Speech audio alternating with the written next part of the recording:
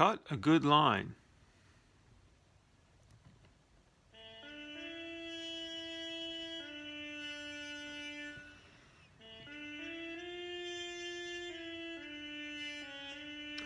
You always want to cut a good line.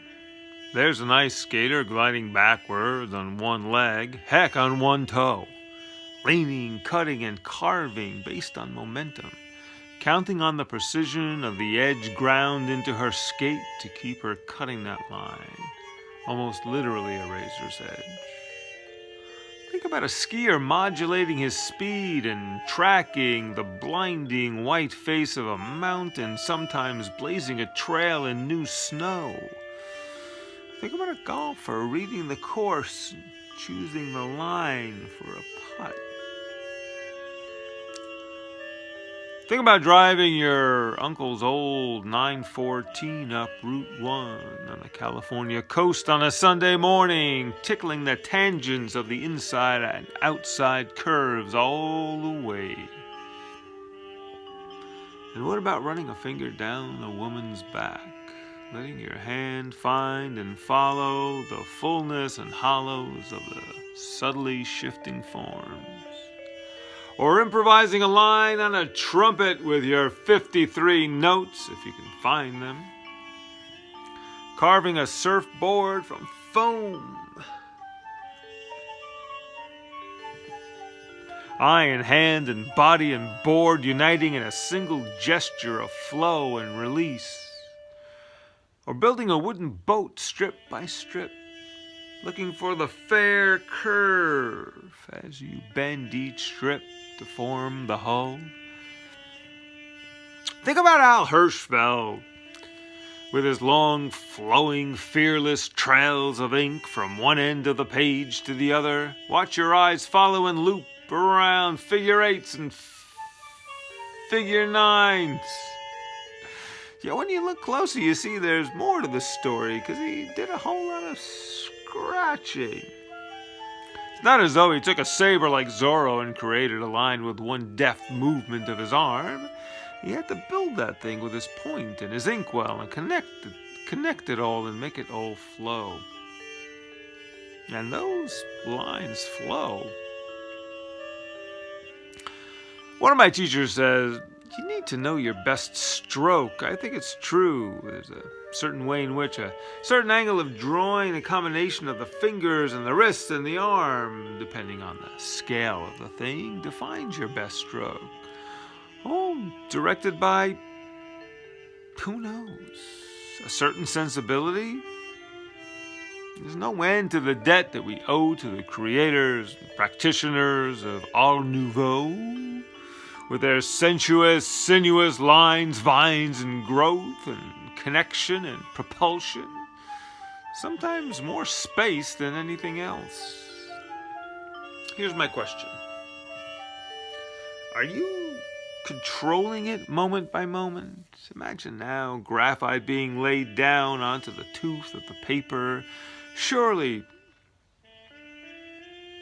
that's a moment-by-moment phenomenon. Friction drawing down the pencil lead, a tooth of the paper like refined sandpaper, and a stroke so quick, even less than a second. Does it have to be planned out? Felt ahead of time? Or is it felt while it's being created? How created?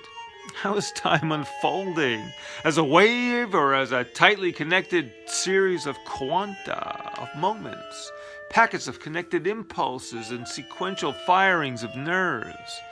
Think about the instantaneous feedback loop that goes from the mind of the skater or the dancer or the graffiti writer, from the brain to the limbs.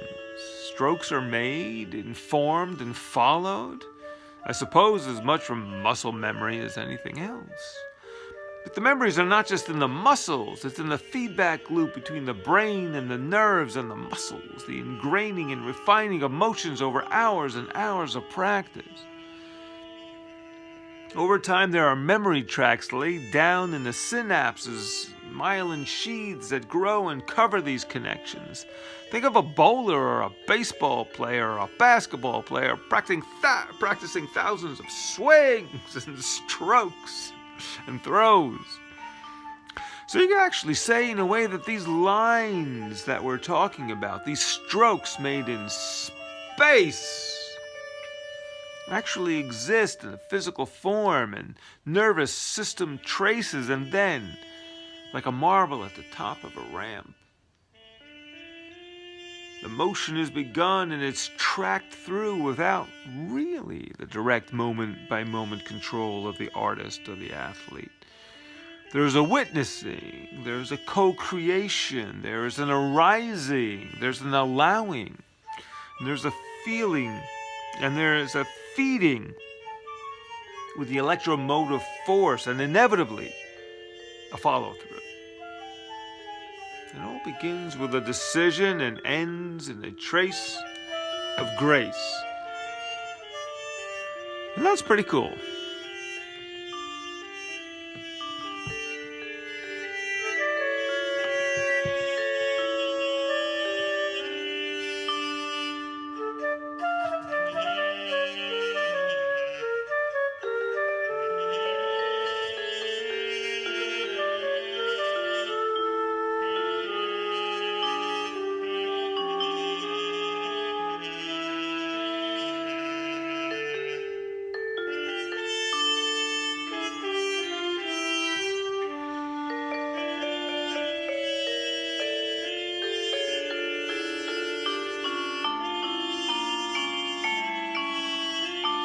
Vibes, the vibes.